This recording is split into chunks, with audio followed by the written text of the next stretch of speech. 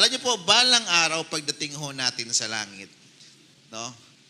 Pag nakausap natin ang Diyos harapan, no?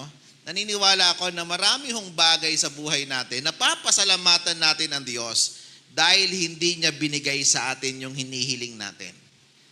Minsan ang gusto natin, kakala natin, ang thinking natin sa word na thankful or grateful sa mga bagay na natatanggap mo lang.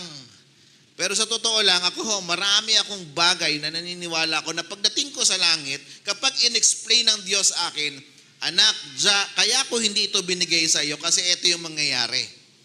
Then you will be thankful kasi ang Diyos, He is all-knowing.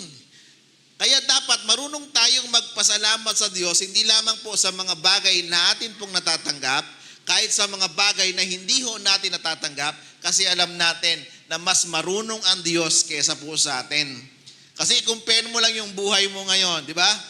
Balikan nyo lang po yung history. Marami yung parte sa buhay natin na pinagpipray natin sa Lord, sa sobrang kulit mo, binigay ng Diyos, tapos ngayon nagiging dahilanan ng reklamo mo, dahilanan ng pag-iyak mo. Okay? Kaya salamat sa Panginoon kasi hindi lahat ho ng gusto natin, Kanya hong sinusunod kasi alam mo natin na mas marunong siya.